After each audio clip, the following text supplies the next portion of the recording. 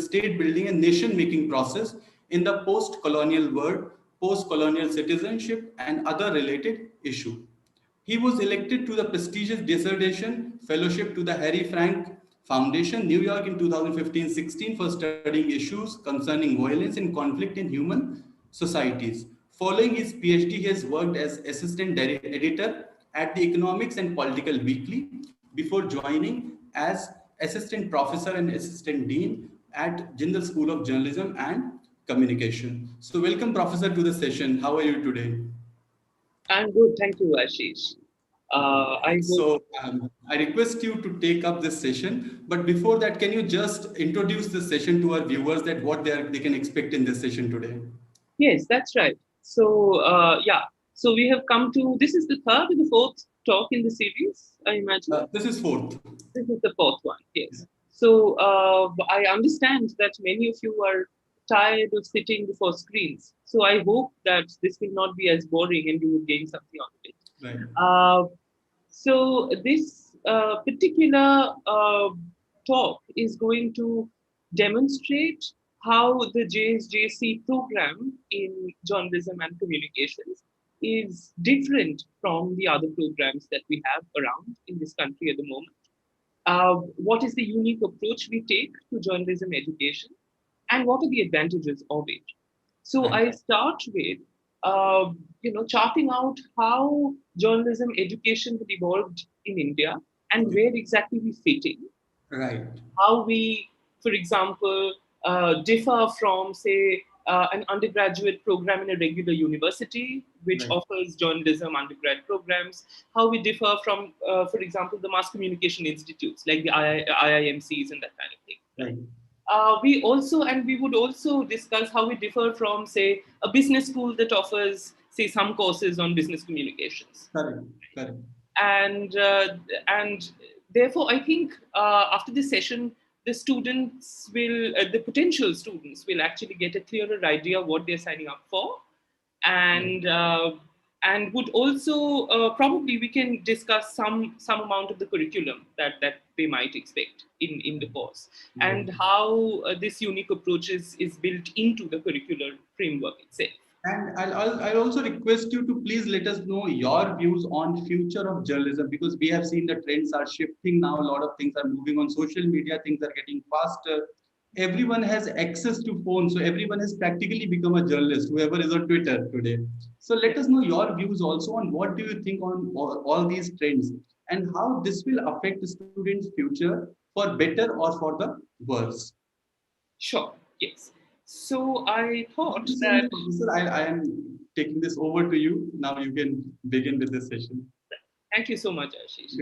I thought that, I'll come back on the screen, but for the sake of organization and so that you don't get bored just by looking at my face, I would do a very, very short presentation. I promise you it will not be long, but, it would actually give you a sense of what I'm talking about in a much more systematic way.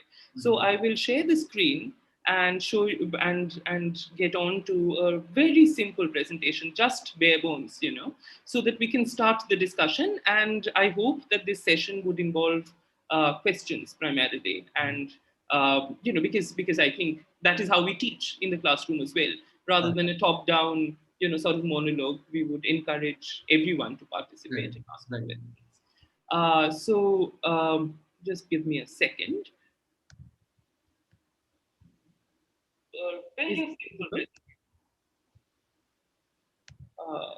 Is this PowerPoint visible? Just checking. Yeah, I can see. You can see it. Okay, great. All right. So basically, we are talking about liberal arts approach to journalism education. Now, of course, there are many liberal arts schools around the world. Now, there are quite a few in India. I think it is important for us to clarify what it really means.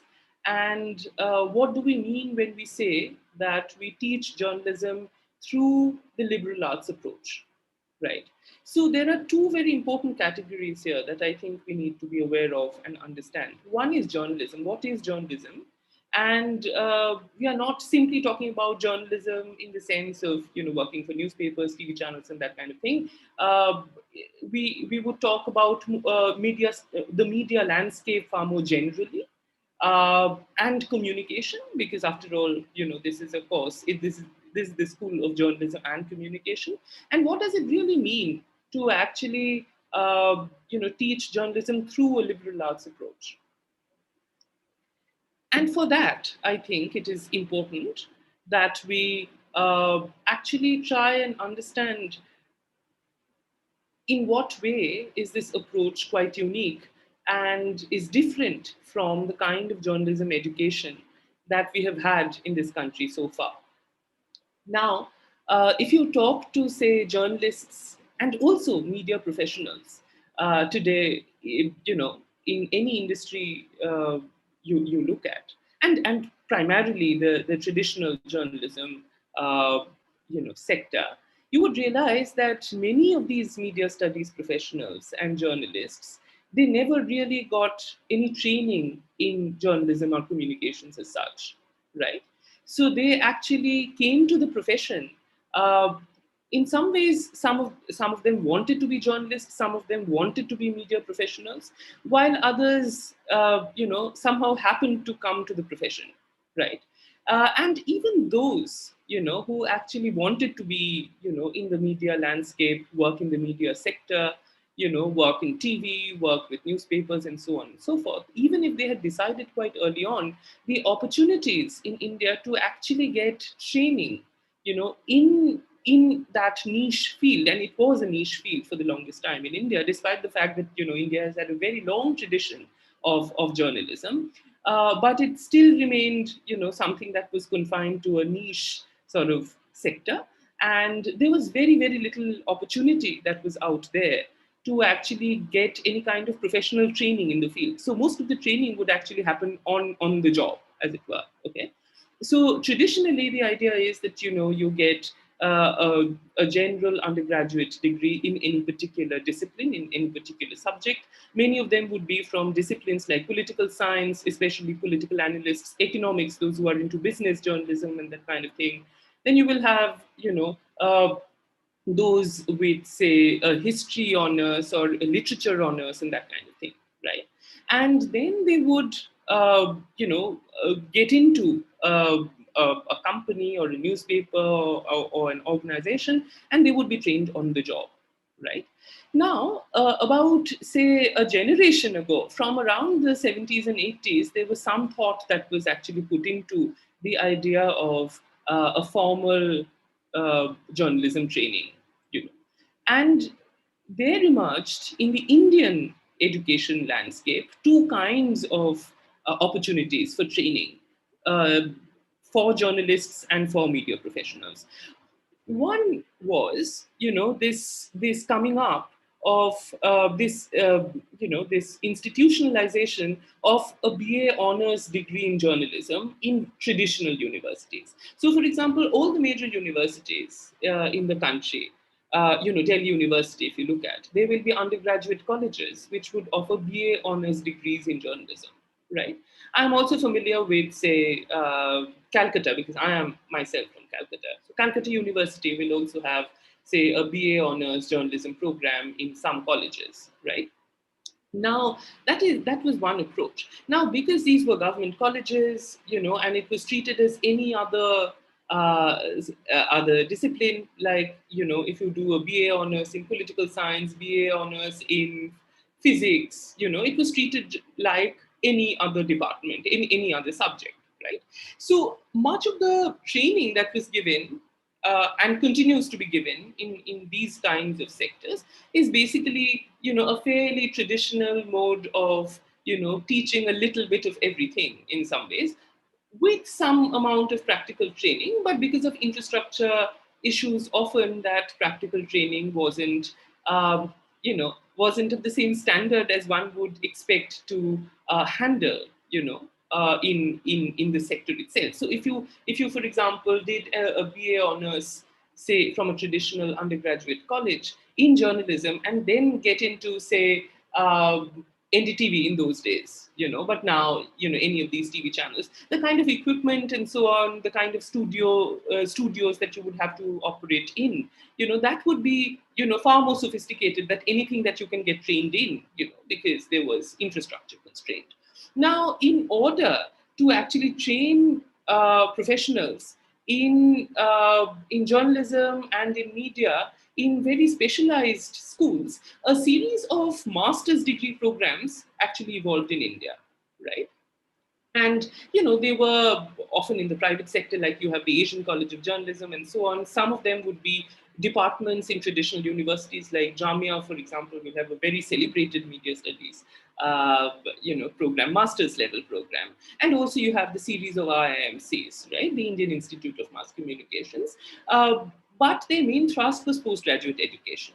And because these were postgraduate courses, often ranging from 1 year to 2 years, it was expected that students would already come with some amount of grounding in, in general sort of disciplinary training. So either you would have, for example, a literature undergrad or a history undergrad, or say an economics undergrad and that kind of thing, right? And basically the master's level program was basically supposed to give you skills training, so that you can hone your skills, use the knowledge that you've already acquired through a general undergraduate degree, and dovetail it for the industry, which you can then apply once you get into the real world, as it were, right? So for the longest time, these were the two ways in which journalism was taught, right? In Jindal, we try to do something fairly different. And therefore, it's quite a unique model. And trust me when I say that we have given a lot of thought into, how best to teach journalism, how best to train people who want to go into media studies, who want to train themselves as media professionals in a variety of environments. And what we realized was that both the models that were available in the market today was completely inadequate and does not really train the student for the real world at all. And so we will have to do something quite different, something very different from the way in which students get trained in journalism and media studies, in general, in other places. And therefore, what we actually ended up with, actually, we were quite surprised ourselves, by how different the program turned out to be after a considerable amount of thought. If I don't know how many of you know this, but, once a school is established in Jindal, often there is a long period, a gap between when the school is established and when we start accepting students, right? And the faculty is quite a few faculty, they are often appointed right when the school opens. So basically, which means that we have a lot of time to actually think about the curriculum, in fairly intense ways, and come up with something that actually, it doesn't become just another program out there in the market, but something which is fairly unique and of value, of value in the real world, really. So our approach has been to actually combine, a multidisciplinary education in the liberal arts subjects with robust skills training. And that, I think, is very, very important. So basically, there was traditionally a split between the two, whereas undergraduate degrees in journalism, media, and whatever in traditional universities would usually be a fairly, general multidisciplinary education. And, one would get skills training if one moves into one of those specialized master's level courses. We have tried to bring the two together. And the result is actually a very, very unique model of journalism training, which we hope, and we already have results of it, because we already have a few students out there in the market. It really gives a training which is quite unique and which is far more robust than any other school. And this we can say with some amount of pride. All right. So basically, in terms of communications, and let us talk a little bit about it, because that there are many students who are interested in this. Many students come to us with the thought of specializing in something like, public relations. something like business communications, and so on and so forth. Now, it is possible to get specialized training in such niche areas, say in a business school format. There are many BBAs, that are available in different universities, including our own. Where you will have some amount of courses that would be particularly dedicated to business communications, for example, right? Now, the liberal arts approach is somewhat different. Okay, the liberal arts approach actually presupposes the fact that a student has to get well-rounded education, right? That actually prepares the student to go into a variety of fields and does not lead to over-specialization at too early a stage, right? And this clearly has some very, very important advantages. The advantages being that your options remain much, much more open. Once you finish your 3 years of undergraduate studies, you find yourself to be employable in a range of sectors, including the business sector, but you don't hyper specialize. And this is something that we have kept in mind. Our curriculum has been designed in such a way that for the first 2 years you get a fairly general training in a very highly intense way, in some of the traditional fields, including both a combination of skills training as well as, liberal arts subject training. And then in the third year, you get some specialized training. But at the same time, you develop skill sets that can be employed in a range of industries, in a range of activities, in a range of professions. And the idea is not to over specialize. Let me emphasize the importance of it. If you do, say, a BBA, and you want to get into, say, business communications and things like that, often, after a BBA, you would want to do a master's degree in order to enhance your skills, for example. Now, after a BBA degree, it would be expected that the only master's degree that you would actually get enrolled in will be an MBA degree, a master's in business administration, right? And where, there can be some more specialized courses in an MBA framework, or a postgraduate diploma in management framework, where you can be given some skills training at the postgraduate level for business communications and so on.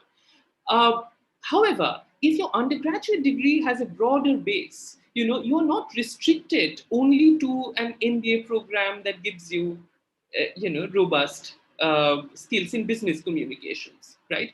And that channel still remains open, right? There is no B school in this country which will not, value, not only accept, but actually value a broad-based, robust undergraduate general education, right? But you can do other things. You can get into traditional journalism, for example. You can join think tanks, for example. If you can do a master's in something else. Many of our students do master's degrees in, say, something like public policy. Something like even more academic subjects, like, there might be somebody who wants to move to, say, research, and wants to do an MA in political science, for example, right? In order to, and somebody who got interested in politics, and we have a lot of that. So basically, if we realized that, it is important to give very robust skills training to our students, so that those who want to actually get into the industry straight away will be able to do so without any problem, right? But at the same time, keep the education open-ended enough so that students can then decide, whether, in which direction to hyper specialize. And a business school MBA stream still remains very much open. So, for example, if you want to do if you want to absolutely specialize in, say, something like PR, it is absolutely possible for you to do, say, a postgraduate diploma in some B school, for example, that gives a very specialized course in PR. Yeah. But at the same time, you can do a range of other things. Now, let us discuss the curriculum a little bit. And, we are already towards the end of the presentation, actually. So I really want to give you a sense of how we've evolved the curriculum. See, in communication of all kinds, whether this is business communication, whether it is journalism, whether it is, doing more of research oriented work in think tanks and so on and so forth, writing is absolutely central, right? And it is not restricted to, say, newspaper, traditional print journalism only, right? Even if you are, say, in advertising, if you don't have writing skills where you can, ideate, where you can come up with interesting ways of selling your products, for example, and that requires a command of a language, a command over, the way you write, and so on and so forth. So writing is something that we give absolute primary importance to, right? And you have a writing course in every semester, right? So we have 6 semesters. We have a writing course in every semester, and our writing courses are very, very different from any kind of writing course you will get in other universities and also in other schools within JGU, because we have full time, you know assistant and associate professor level faculty, who only teach writing. And that is the importance that we give to writing. It's not somebody that we get from the general pool of writing teachers in the university, but we have full-fledged, uh, you know fully dedicated professional writers, who are teaching writing courses. And believe you me, you have some of the best writers who are teaching writing to our students. And it is often a privilege for students to actually get trained with uh, award-winning writers, really. One of our faculty members who teach writing won the Tata Literary Fest Award, for example. She has won numerous literary awards, has written screenplays, for example, has shot documentary movies. Uh, there, there is somebody else, I mean, and you have novelists, many of them professional writers themselves, right? And then you have the second order of things that we teach are skills related courses. So you have skills training and very, very rigorous training in a world class studio environment. So if you, I mean, I would invite, some of you at some point, once this current crisis passes, to actually visit our campus and actually see the kind of studios that we have, and that is, at par with the best in the industry. So basically, you can seamlessly move from, say, a TV studio to a television channel studio in the real world. There is a radio station, and the radio station is as well equipped as any other radio station that you would actually work in. So you will get hands-on training with the latest technologies in the best studio environment, right? So you get training in print journalism, you get training in radio, audio related media, right? You get training in television, and also, and that is very, very important, and it is getting more and more important over the years, in multimedia training, right? So you get very robust multimedia skills related courses, and that runs all through, all 6 semesters. So all 6 semesters you will have writing courses, writing and editing, which is another aspect of writing, right? And you have, skills related courses which are built into the curriculum in every semester. So all 6 semesters you will have skills related courses. Then we come to the core liberal arts subjects, for which you will have some basic courses that you will have to take from a range of disciplines. So you have the traditional disciplines of economics, environment studies, history, politics, sociology. You will have core basic courses that you will have to take in all of these disciplines. And ultimately, what you end up with is a truly multidisciplinary education, and you will be far ahead of somebody who might join the media sector after, say, a BA honors degree in economics or environmental studies or history or politics or sociology, right? So you get a truly multidisciplinary training that forms the base upon which you simultaneously get trained in various kinds of skills, and that too with equipment in environments which are absolutely world class. In the last 2 semesters, apart from the the writing courses and the skills related courses, now you have liberal arts courses, liberal studies courses, which are much more specialized. So, for example, in history, and I teach history, for example, you will get some very broad based courses on, say, modern Indian history, world history, and so on and so forth, right? But now it will be thematic courses. So, for example, you can have a thematic course on labor history, for example, right? In economics, you can have, an offshoot of, say, economics and statistics and so on. You can have a data journalism, specialized thematic course in the last 2 semesters. So the last 2 semesters, the curriculum is very flexible, especially the liberal arts component of it, where you get a range of options. And for example, if you suddenly get interested in, say, environment, or you get interested in politics, you have the option of actually, specializing in these subjects through some much more specialized thematic courses that will be offered to you in the 5th and 6th semesters.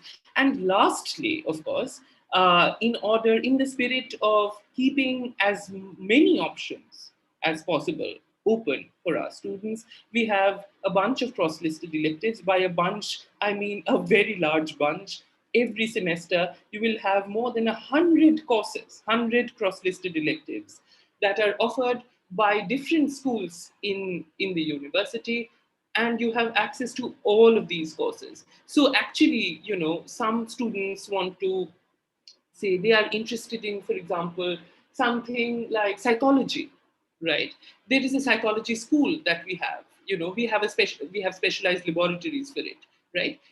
This is something that cross-listed electives then become an opportunity for actually students doing something like that. Choosing elective subjects in psychology, right? You can, in fact, if you're very interested in, say, some specialized courses in business communication, you can very much, opt for a cross-listed elective offered by the business school, right? So it is really trying to provide you with a wide-ranging, broad-based education, which is not shallow. I think the problem is that either you hyper specialize or it remains a very shallow education, right? Here, we want a general education which is robust, which is grounded, and which is dovetailed with robust skills training.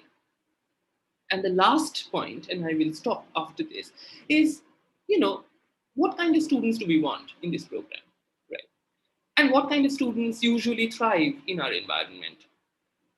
The first virtue, especially in a course like this, it is a virtue in every field, but especially when it comes to, journalism, media, communications, and those kinds of things, it is an absolute virtue, which is curiosity, right?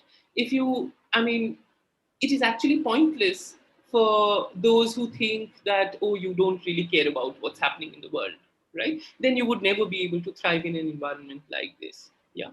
So basically, you have to be curious. You will have to be interested in what's going on, have a thirst for understanding what is going on, and, have the ambition of being able to hold forth on anything that is of importance around you, right? And it is not just about whether you can say come up with a good advertising idea for a product that has newly arrived in the market, or it is not just about say writing some kind of editorial on one specialized field, but you should be interested in holding forth even while friends are discussing something that is important.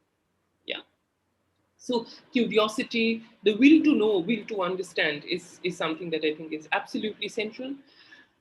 Uh, Therefore, we often have some students who are absolutely sure they want to join the media profession, they want to become journalists. For them, this is the right program.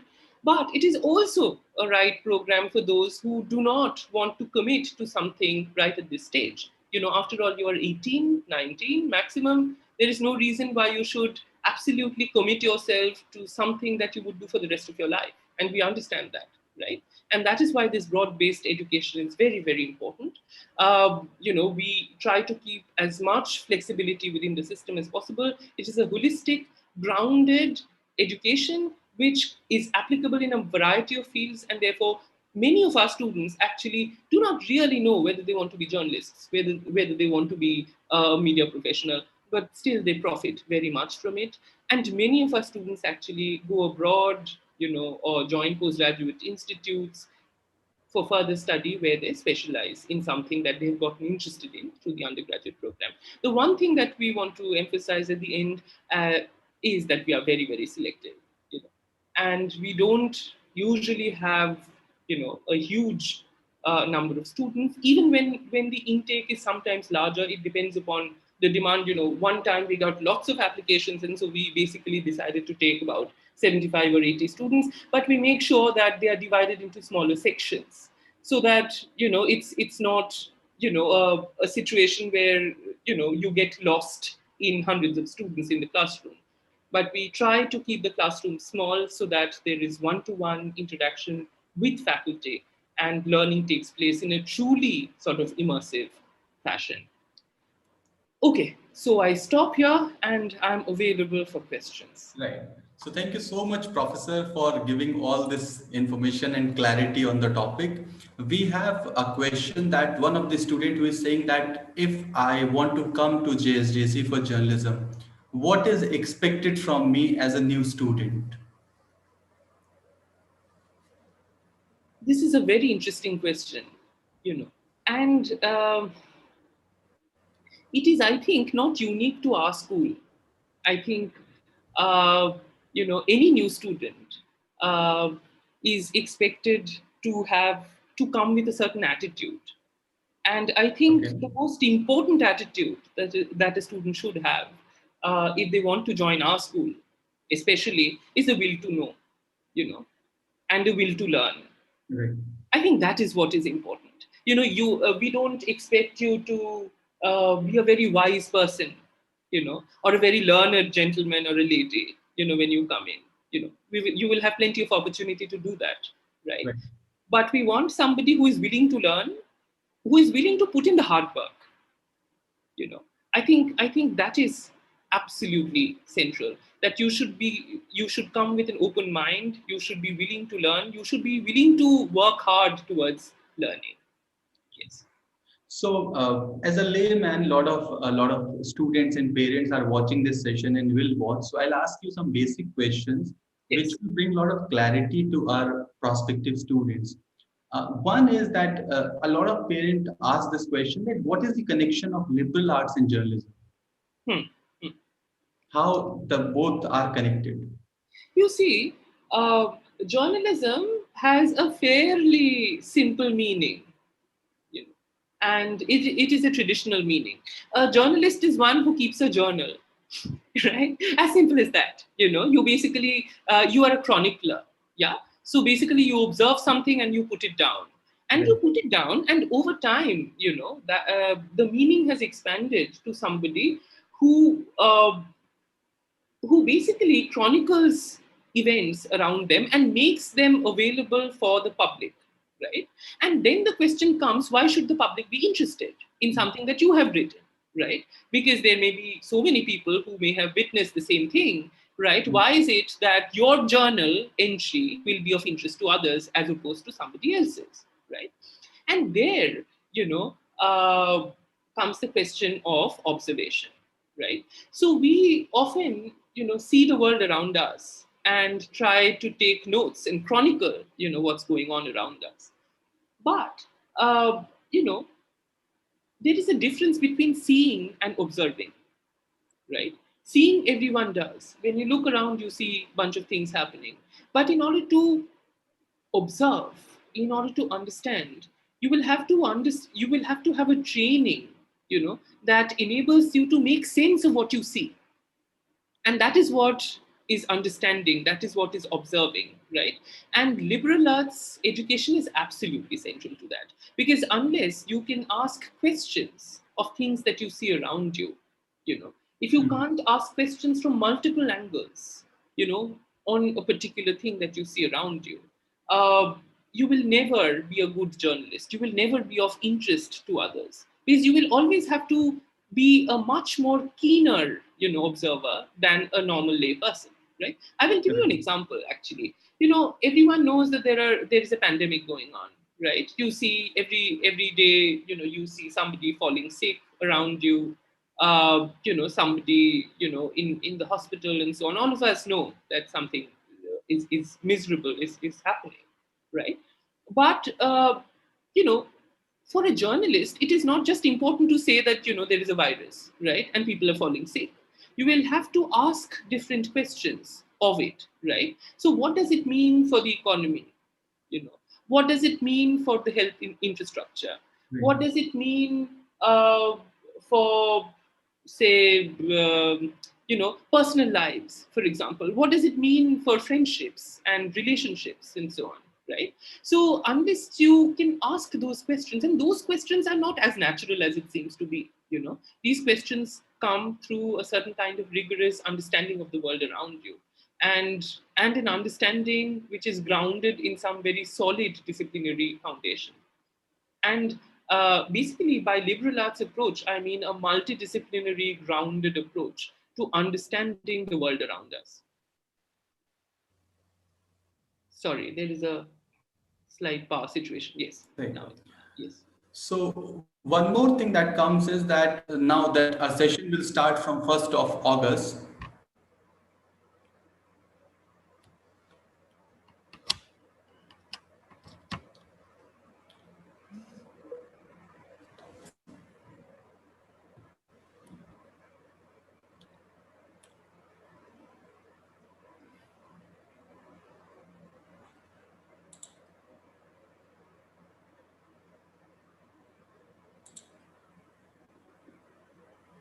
So Yes. there's a network issue at my end, I guess. So one more thing is that now that students will be joining us, the session will start from 1st of August, and they have good 3 months as of now, 3 to 4 months. So what do you think they should be focusing on so that they are better prepared when they come to campus? Read. These are the three things that one should do. Okay. They should read, and they should read. And read all kinds of things. Okay, I will add some more. Watch, for example. You should watch more movies. You should watch more Netflix. Okay. Really, and read the newspaper. Watch good channels on TV. Read books. Read literature. Increase your curiosity. Curiosity is not a virtue that is inherent in everybody. One needs to train oneself in curiosity. And I think reading and observing and listening and seeing, actually, these are the senses you need to hone, which will actually put you in good stead. Right. Right. And also, like in starting, I asked you one question. I'll repeat again that now that the world is moving very fast due to internet, practically everyone can become an independent journalist if you have access to Twitter or social media or YouTube. Yeah. What do you think are the challenges for journalism students and the opportunities? And how do you think the trend will shift in next 3 to 5 years? Yeah. So you see, I don't think everyone can become a journalist, whoever has access to Twitter. Okay, right. Yeah. So you can be a chronicler. You can put down facts. You can, put down what you see around you.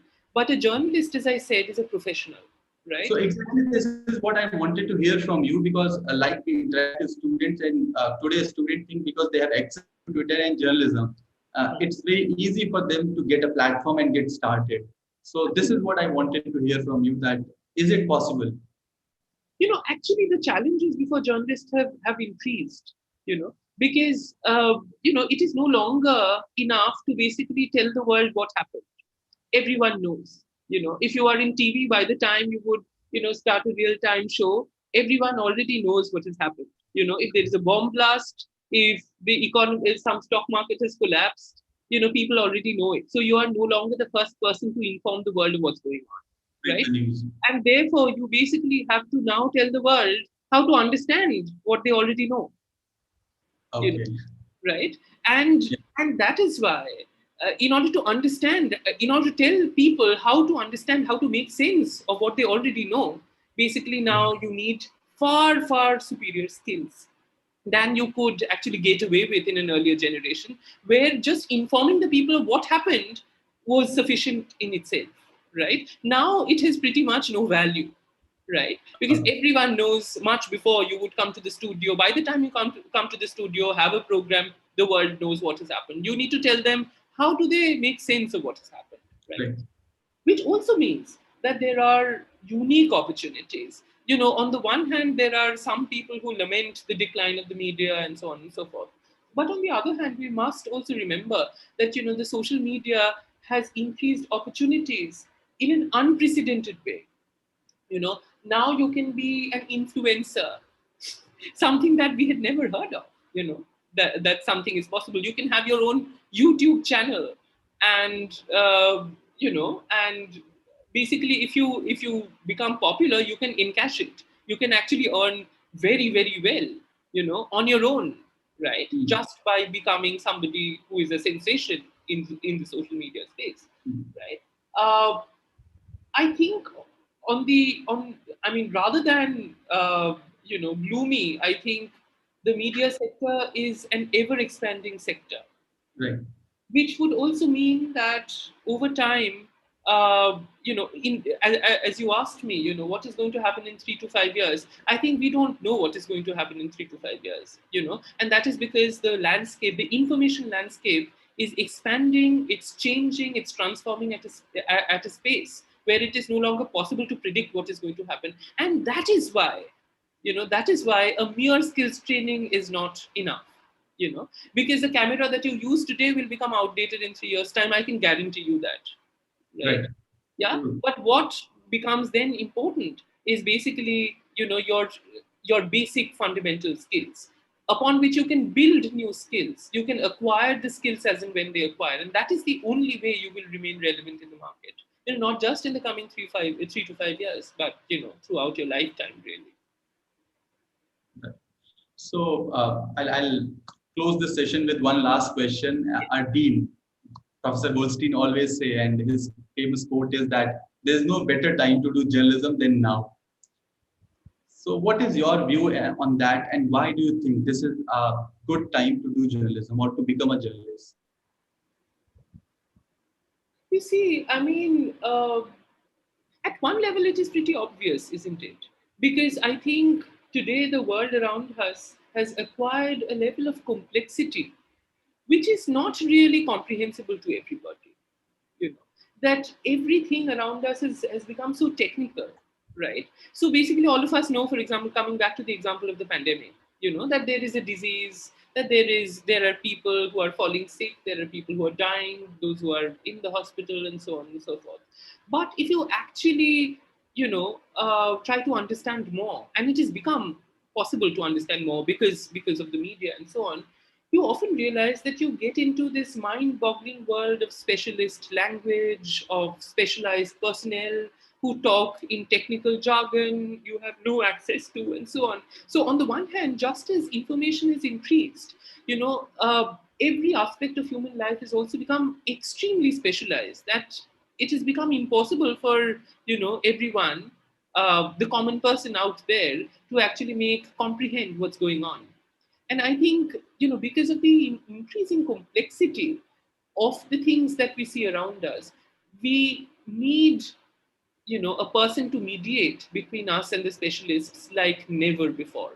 You really need people to tell us, what are the epidemiologists thinking, and translate it for us, so that all of us, and it has become, understanding all of that has become a matter of life and death now. It's not something that simply satisfies your curiosity, but you need to understand, for example, what is the latest report on the efficacy of this vaccine, right? And it's a real life decision. Are you going to take Covaxin? Are you going to take Covishield? Correct. And for that, there are a bunch of experts who are basically talking in language that you don't know, right? And you have to take a personal decision. How do you do that? unless there is somebody who mediates between this world of specialized learning and the general people like you and me, who are basically putting our lives at stake by making these kinds of decisions. So I think, today the role of a journalist is that of, a savior.